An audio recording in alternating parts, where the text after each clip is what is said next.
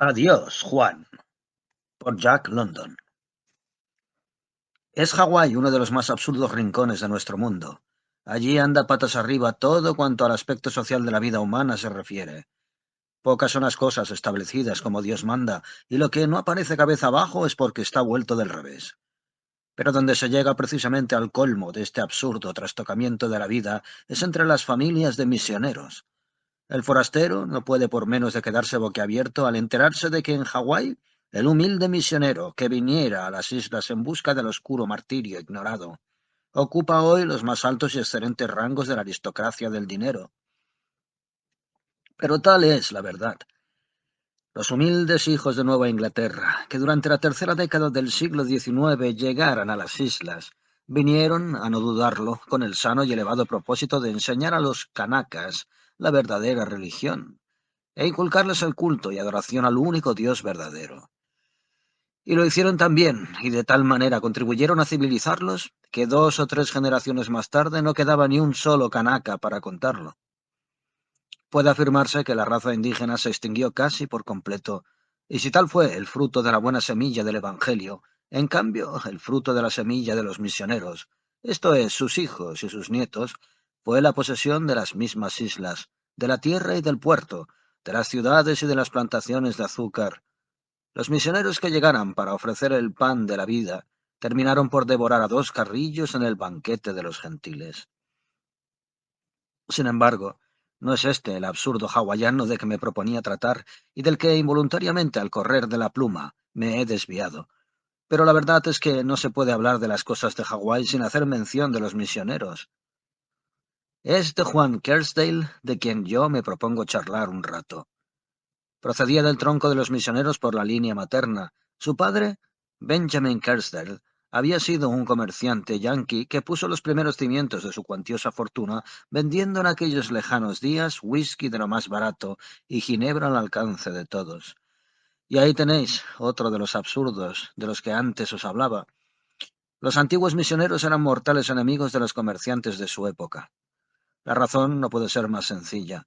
Sus intereses estaban en pugna, pero los hijos de unos y otros dirimieron felizmente sus diferencias casándose y repartiéndose las islas entre todos. En Hawái, la vida es como una dulce canción.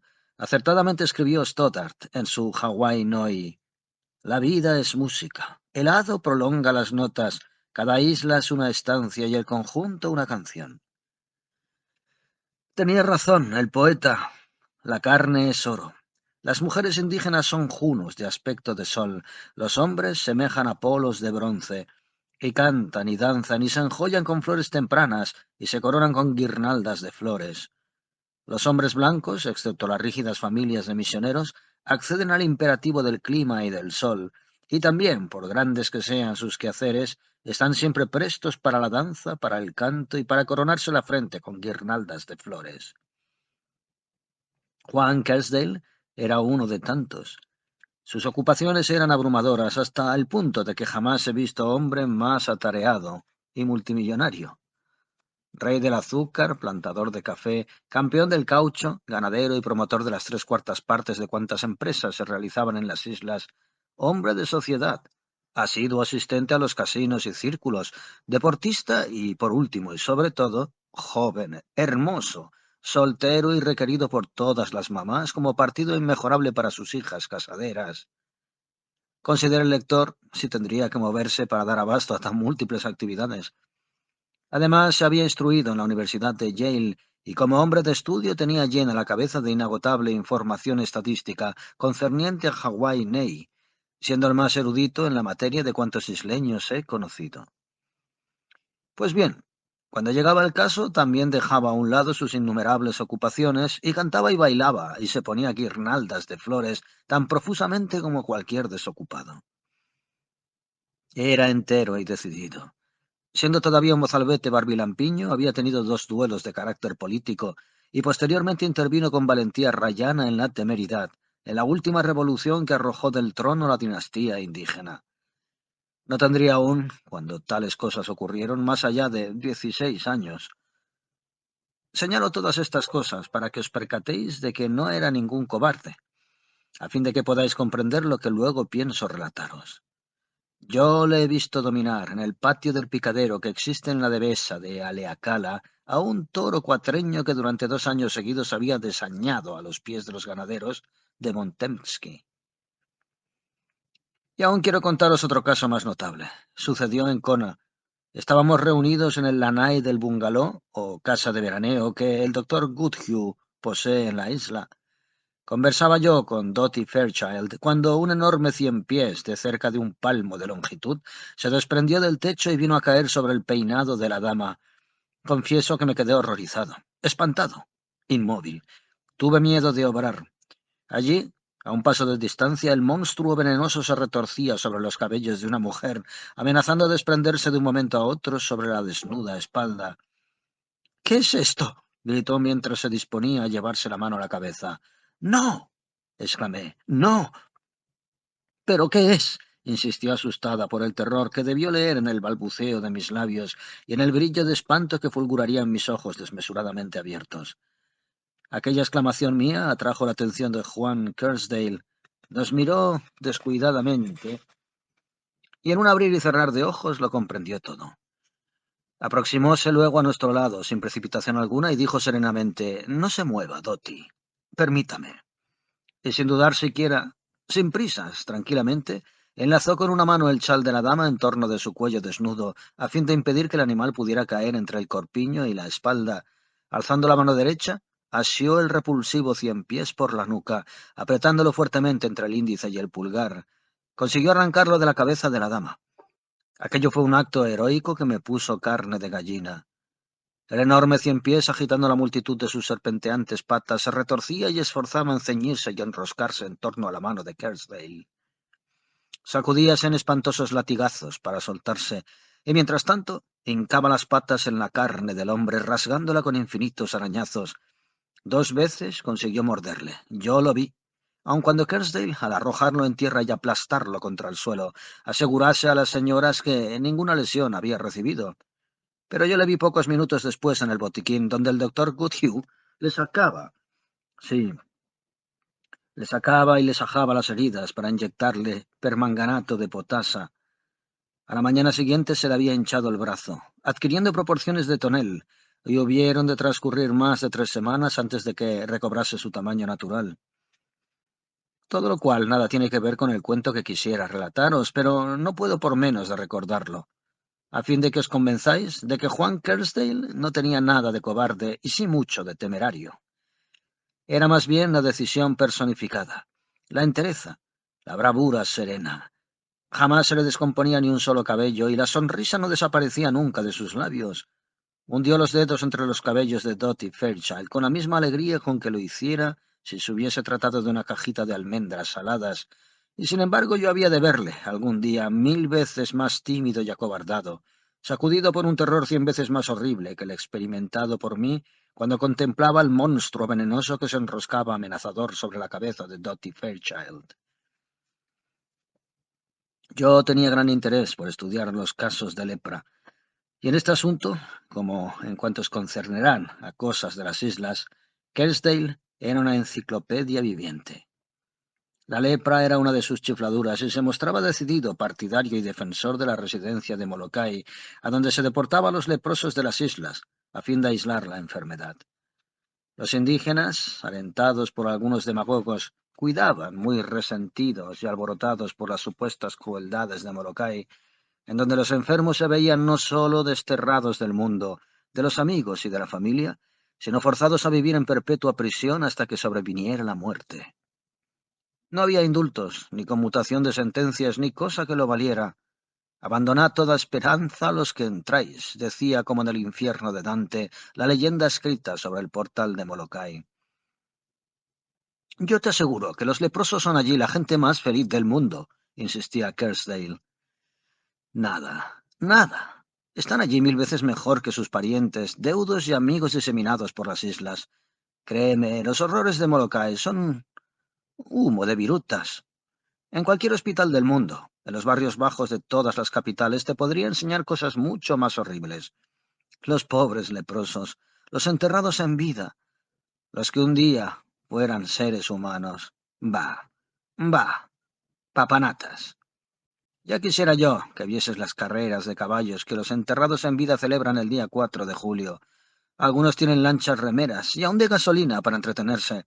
No tienen nada que hacer ni de qué preocuparse, como no se ha de pasar bien el tiempo. Alimento, vivienda, ropas y asistencia médica, todo lo reciben de Bóbilis Bóbilis. El territorio corre con la cuenta. Gozan además de un clima más benigno y agradable que el de Honolulú, y disfrutan de maravillosos panoramas y paisajes. Te lo digo como lo siento. No me importaría pasar en Molokai el resto de mis días. Aquello es encantador. De tal manera pintaba Kersey la vida alegre de los leprosos. Aseguraba no tener ni pizca de miedo a la epidemia. Así lo juraba y perjuraba, por lo menos. Además, según decía, había 1 millón de probabilidades contra una de que él o cualquier otro hombre de raza blanca pudiera contagiarse de la lepra. Sin embargo, más adelante me confesó que uno de sus condiscípulos, Alfredo Starter, había contraído la dolencia, siendo desterrado a Molokai, donde murió. Ya sabes que antiguamente, continuaba diciendo Kernsdale, no había prueba alguna de la existencia de la lepra. Bastaba la más leve anormalidad para que le mandaran a uno camino de Molokai. Claro está que, como no podía por menos de suceder, deportarían a muchos que serían tan leprosos como tú y yo. Ahora ya no se cometen errores semejantes. Las pruebas del Consejo de Sanidad son infalibles y seguras. Y lo más gracioso del caso es que, cuando se descubrió la verdadera prueba de la lepra, fueron los médicos a Molokai y al examinar a todos los deportados se encontraron con que había muchísimos que no eran tales leprosos. Inmediatamente les hicieron tomar soleta. ¿Y crees tú que recibieron alegremente la noticia de su libertad? Pues te engañas de medio a medio. Los hubieras visto lloriquear y gemir, mucho más descompasadamente que cuando les arrancaron de Honolulú para llevárselos a la residencia. Hubo quien se negó rotundamente a volver, y tuvo que ser arrancado por fuerza de Molokai, y hasta se cuenta de cierto individuo que se casó a todo escape con una leprosa, y luego asaltaba al Consejo de Sanidad con patéticas cartas en que protestaba de que le hubieran arrancado de aquella tierra, donde nadie podría cuidar con tanto cariño y esmero como él a su pobre compañera de toda la vida. ¿Y cuál era la prueba infalible?, pregunté. La que da el análisis bacteriológico. No hay quien se libre de él. El doctor Herbie, a quien tú conoces, fue el primero en aplicarlo aquí. Es un verdadero brujo.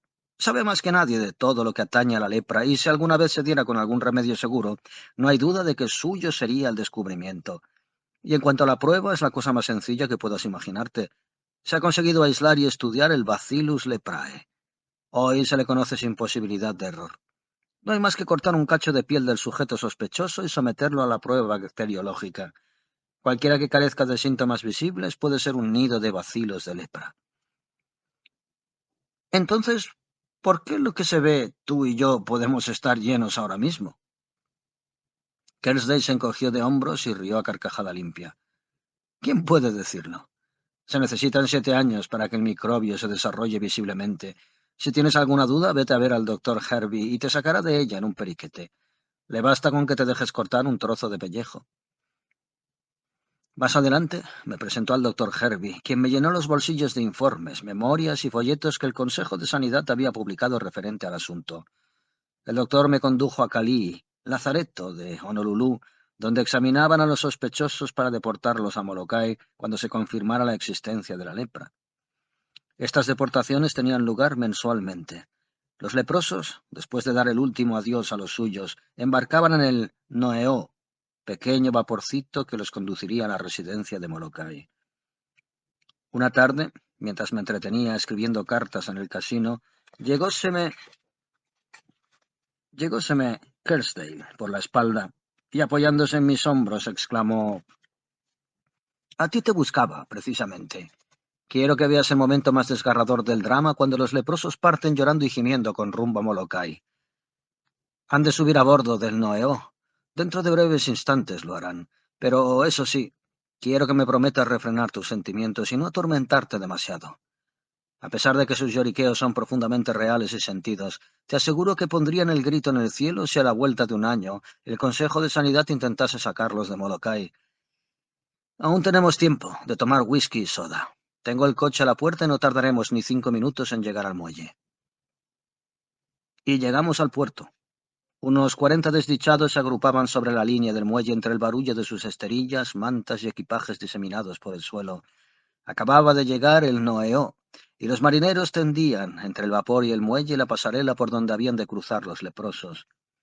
Un tal Macway, inspector de la residencia, vigilaba el embarque. Fui presentado a Macway, así como al doctor George, médico del Consejo de Sanidad con quien ya me había encontrado en Cali. Los leprosos constituían un grupo de infortunados, oprimidos bajo la carga de su pesadumbre. La mayoría presentaban deformes y monstruosos rostros demasiado horribles para que intentara describirlos. Sin embargo, se veían algunas que otras personas de bella y agradable apariencia, en cuyos semblantes no podía distinguirse huella ninguna de su enfermedad. Entre otros, distinguía una niña blanca y menudita de ojos azules y dorados cabellos. Sobre una de sus mejillas aparecía, sin embargo, la hinchazón de la lepra, y al hacer notar yo su triste desamparo, al encontrarse sola entre los afligidos camaradas de raza oscura, me replicó el doctor George. No lo crea usted. Hoy es el día más feliz de su vida. Su padre, que vive en Kauai, es un verdadero bestia y no le daba ningún trato agradable. Ahora, gracias a que ha contraído la enfermedad, la niña se reunirá de nuevo con su madre en la residencia. Hace 3 años que fue deportada. Es un caso grave. No puede juzgarse por las apariencias, amigo mío, arguyó McVeigh. ¿Ve usted aquel hombre rollizo que parece un clavel? ¿Tal es el aspecto de salud que presenta? Pues mire usted, hemos averiguado que tiene 2 úlceras perforadas, una en el pie y otra en el hombro. Hay también otros. Fíjese en la mano de aquella joven, la que está fumando el cigarrillo. Repare usted en el retorcimiento de los dedos. Es un caso de forma anestésica. Atacados los nervios por la lepra, los insensibiliza de tal manera que puede usted cortarle los dedos al enfermo con un cuchillo embotado y aún desmigajárselo con un raspador, sin que perciba la más leve sensación dolorosa. Sí, comprendo. Pero ¿y aquella mujer tan hermosa? Insistí. Seguramente no debe padecer ninguna dolencia importante. Es demasiado arrogante, demasiado linda, demasiado espléndida. Sí, es lástima, o una verdadera lástima, repuso Macway, encogiéndose de hombros, y dando media vuelta, comenzó a pasear a lo largo del muelle con Juan Kersdale. Yo me quedé contemplando la hermosa mujer. Distinguí en ella los rasgos puros y típicos de la raza polinesia, y a pesar de mis escasos conocimientos referentes al particular, no pude por menos de comprender su noble descendencia. Sin duda procedería del antiguo y puro tronco indígena. Tendría, cuando más, sus 23 o 24 años.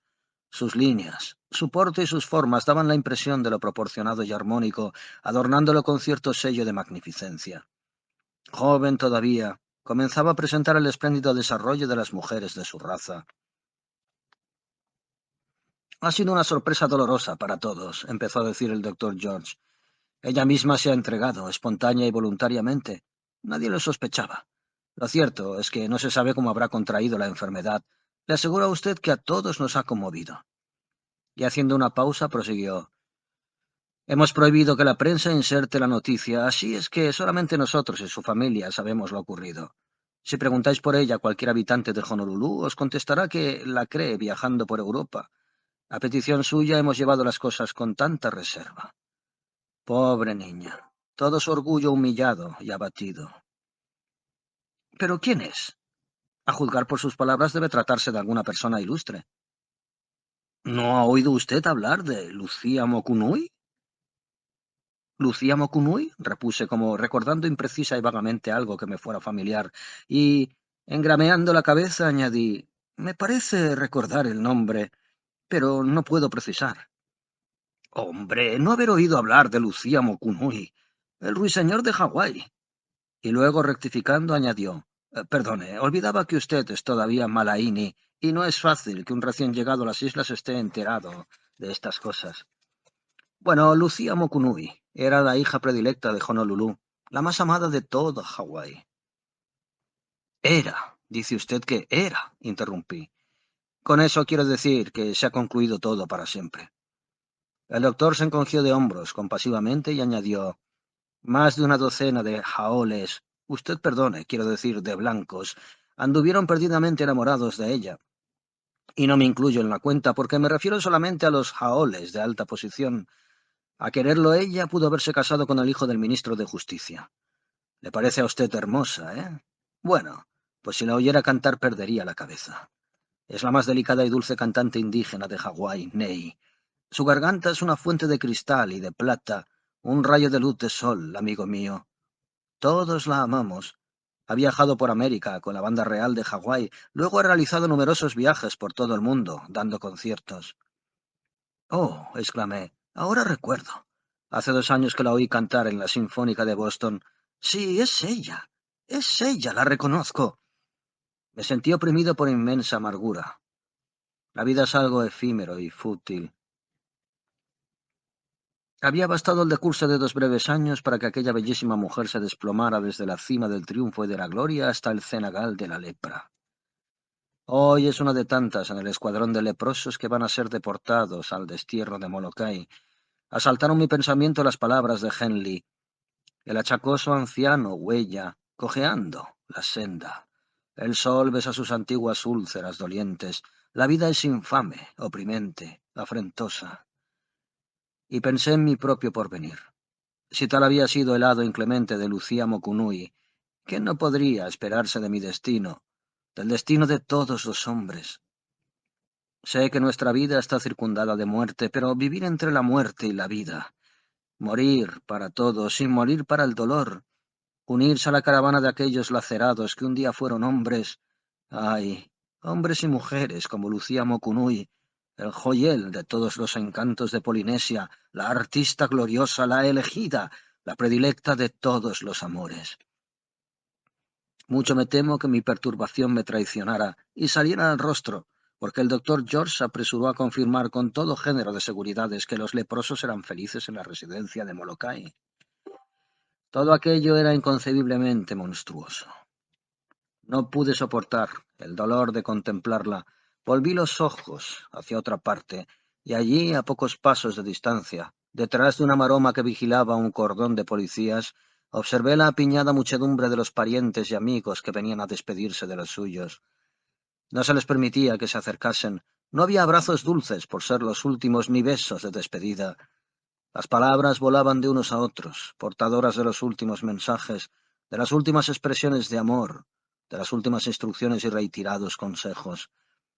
Detrás de la maroma los deudos y amigos miraban con terrible ansiedad. Ya no volverían a contemplar en la vida los rostros de los seres amados, de los enterrados en vida, que en breve bogarían sobre el barco funerario hacia el cementerio de Molokai. El doctor George dio la orden de embarcar. Los desvalidos y lacerados se arrastraron sobre sus pies con la carga de un equipaje a la espalda, cruzando la pasarela que unía el muelle con la cubierta del barco. Parecía la procesión de la muerte. Los amigos y parientes, detenidos tras de la maroma, prorrumpieron en alaridos de dolor. El espectáculo encendía la sangre y rasgaba el corazón. Jamás he oído tan desgarradores gemidos, ni espero volverlos a oír en mi vida. Kersday y McVeigh, todavía en el otro extremo del muelle, charlaban acaloradamente, sin duda de negocios políticos, pasatiempo a que ambos eran muy aficionados. Lucía Mokunui pasó a mi lado. Conseguí robarle una mirada. Era hermosa, muy hermosa, aun para el tipo de belleza de nuestra raza, como si fuese uno de aquellos raros capullos que casualmente brotan una sola vez en la vida. Ahora estaba condenada, como todos, al fúnebre destierro de Molokai. Caminaba como una reina cruzando decidida la pasarela. En la cubierta del buque los leprosos se apiñaban al borde de las barandillas y lloraban desconsolados a los seres queridos que permanecían a orillas del mar. Soltaron las amarras, y el Noeo comenzó a separarse lentamente del muelle. El llanto y los gritos de dolor llegaron al paroxismo. Aquello era insufrible. Me prometía mentalmente no volver a presenciar la partida del Noeo cuando McVeigh y Juan Kersday se volvieran. El último no podía contener la satisfacción que le chispeaba en la mirada y fruncía sus labios en una sonrisa de contento. Evidentemente estaba satisfecho de los asuntos políticos que terminaban de comentar. Mientras tanto, aflojóse la maroma que contenía los impulsos de la multitud y amigos y parientes se aglomeraron llorando al borde mismo del muelle junto a nosotros. Aquella es su madre, susurró el doctor George, señalando a una anciana que se movía nerviosa y agitaba de un lado para otro, contemplando la barandilla del barco a través del cristal de sus lágrimas. Lucía Mokunui lloraba también. De súbito hizo un esfuerzo para dominarse. Miró a Juan Kersdale y, tendiendo hacia él los brazos en un gesto adorable, sensual, cariñoso, prorrumpió con voz cortada por los sollozos. —¡Adiós, Juan! ¡Adiós! Él oyó la voz y miró. Jamás he visto a nadie tan sobrecogido y aplastado de terror. Deslizóse al borde del muelle. Se puso pálido, desencajado, cadavérico. Temblaba como si hubiera perdido de repente todo su vigor y lozanía, y levantando las manos al cielo, exclamó con acento desgarrador: —¡Dios mío! ¡Dios mío! Luego hizo un esfuerzo soberano para dominarse y gritó: —Adiós, Lucía. Adiós. Y allí permanecía, sobre el muelle, agitando tristemente las manos en señal de despedida, hasta que dejaron de distinguirse los rostros de los pasajeros y el Noeo se perdía en el horizonte. —Creí que usted estaba enterado —observó Macbeth, que le había estado contemplando atentamente. —Ninguno debiera estarlo tan bien como usted. Pensé que había venido por eso. —Ahora lo sé —repuso Kersdale con inmensa tristeza. —A ver, el coche. Llegóse apresuradamente, casi corriendo, hacia el carruaje. Yo le seguí, no sin algún esfuerzo para poder alcanzarle. —Enseguida, a casa del doctor Herbie —dijo al cochero—. ¡A escape! Se dejó caer en el asiento, suspirando y gimiendo. La palidez del rostro se había acentuado más aún. Fruncía los apretados labios y gruesas gotas de sudor le salpicaban la frente y la barbilla. Semejaba vencido por horrible desesperación. —¡Por Dios, Martin, más deprisa! —gritó de pronto. —¡Látigo, lo oyes! ¡Látigo! —Señor, van a reventar los caballos —objetó el cochero—. —Déjalos que revienten. Yo lo pago todo. —Más deprisa, más deprisa. Y hundido en el asiento, temblorosas las manos, sudorosas la frente, musitaba para sus adentros. Y yo no lo sabía, no lo sabía. El carruaje se lanzaba crujiente calle arriba, tambaleándose al volver las encrucijadas. La marcha tan precipitada hacía imposible la conversación. Además, no había nada que decir. Yo le oía balbucir una y otra vez entre sollozos contenidos. Y yo no lo sabía, no lo sabía.